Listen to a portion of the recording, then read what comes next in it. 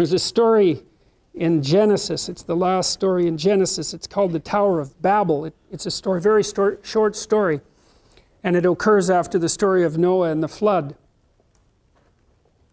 The flood stories, by the way, are universally distributed except among desert dwellers who have no experience on which to hang the story. And Mircea Eliade, who wrote a great series of books called A History of Religious Ideas, documented the central narrative structure of flood stories. And so what happens is that there's a human settlement and it's washed away by a flood, and the flood is generally envisioned as a consequence of God's judgment. And so if you take the flood stories that are distributed worldwide and you boil them down to pull out their archetypal substructure, you find that there are fundamentally two reasons that a flood occurs. And Eliade says that it's the tendency of things to fall apart combined with the proclivity of human beings to sin. And so it means something. This means something. And so it means that everything is subject to entropic decay, right? Things fall apart of their own accord across time. That's why you have to always fix things. So if it's complicated, it has to be maintained. And so you can think about that in relationship to, say, New Orleans before the hurricane.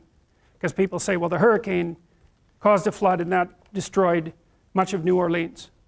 And so that's an act of God. That's one way of looking at it, right? It's a random natural event. But then you think, well, wait a minute.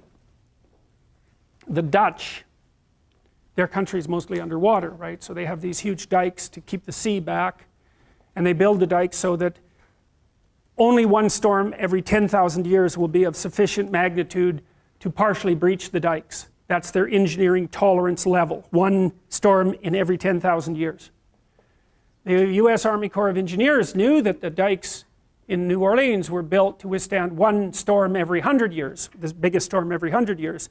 And people knew that they weren't built to proper tolerance, and much of the money that was hypothetically supposed to be diverted or assigned to the rebuilding and maintenance of the dikes disappeared because of corruption in New Orleans, which is in one of the most corrupt states in the United States. And so you might say, well, why did the flood destroy New Orleans? And one answer is, well, it was a hurricane, and the other answer is, no, it was corrupt officials who weren't paying attention to what they were supposed to be paying attention to.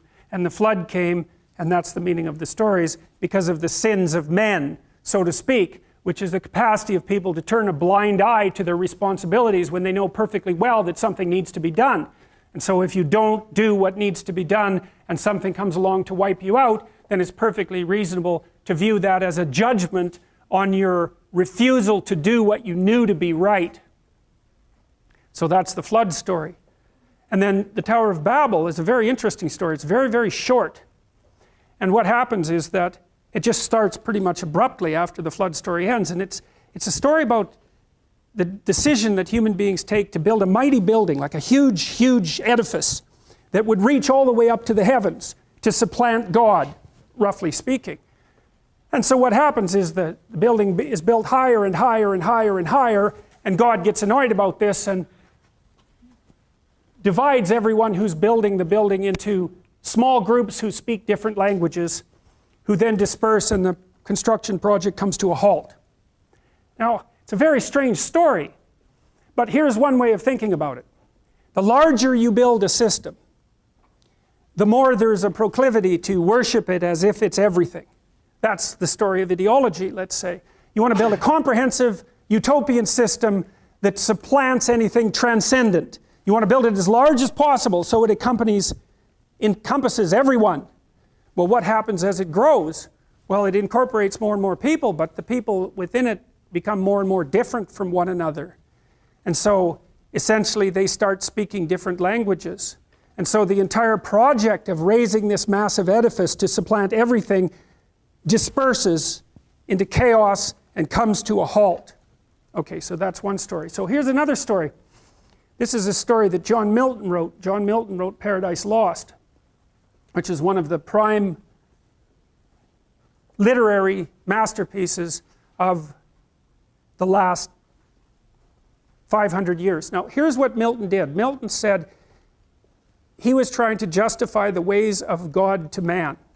That was his purpose. And so what he was trying to do was take a look at the world the way it's constituted, with all its suffering and malevolence and corruption, and to make a case why it was still acceptable. And so he did the first, what you might think about as psychoanalytic study of malevolence and evil. So around the corpus of biblical writings, there's an idea of heaven and hell, and they're not referred to much within the corpus of biblical writings, but there are what you might describe as legends that have compiled around them. So they're stories that never became canonical, and those are stories, for example, of the idea that God's highest angel, who was Satan, Lucifer, the bringer of light, the spirit of rationality, fomented a rebellion against God in heaven and was cast into hell as a consequence. And so there's this idea, Milton wrote this before the rise of the nation states, for example, and there's this idea that there's this tension between the political and ideological and rational constructions of the rational mind and a sort of transcendent mythology that guides human organization, and that Satan, as God's highest, as the highest angel in God's heavenly kingdom, is a personification of the tendency of the rational mind to produce totalitarian systems and then to fall in love with them. So to produce a system that encompasses everything, like the Tower of Babel, so that nothing outside the system is allowed to exist. Well, Milton's intuition, because he collected the stories about satanic rebellion that had been accumulating across centuries from far before Christianity was even constituted, turned this into a great poetic drama. And his hypothesis was that the element of the psyche, let's say, the spiritual element of the psyche that characterized the rational mind, would, by its proclivity to produce these totalizing systems, end up casting itself into hell. And so you could think about it as a prophetic visualization of what was going to come down the centuries after Milton wrote. Because the poets get there before the philosophers. The artists get there maybe before the poets. The philosophers follow in their wake. The poets are the people who have the visions of what's coming farthest down the road. So this is from Milton. This is describing Satan after he's cast into hell because of his rebellion, his totalitarian, the consequence of his totalitarian rationalism. For now the thought both of lost happiness and lasting pain torments him. Round he throws his baleful eyes that witnessed huge affliction and dismay mixed with obdurate pride and steadfast hate. At once, as far as angels can, he views the dismal situation, waste and wild, a dungeon horrible, on all sides round, as one great furnace flamed, yet from those flames no light, but rather darkness visible, served only to discover sights of woe, regions of sorrow, doleful shades where peace and rest can never dwell. Hope never comes that comes to all, but torture without end still urges, and a fiery deluge fed with ever-burning sulfur unconsumed. Such place eternal justice had prepared for those rebellious. Here their prison ordained, in utter darkness, and their portion set, as far removed from God and light of heaven as from the center thrice to the utmost pole. It's an existentialist claim, or maybe it's the existentialist claim, that the conditions of human life are such that suffering is an integral part of existence. Now, it's an important thing to understand. It's also a viewpoint shared by the bulk of the great religious systems of the world. Life is suffering. Why? Well, one reason is because of society's arbitrary judgment, right?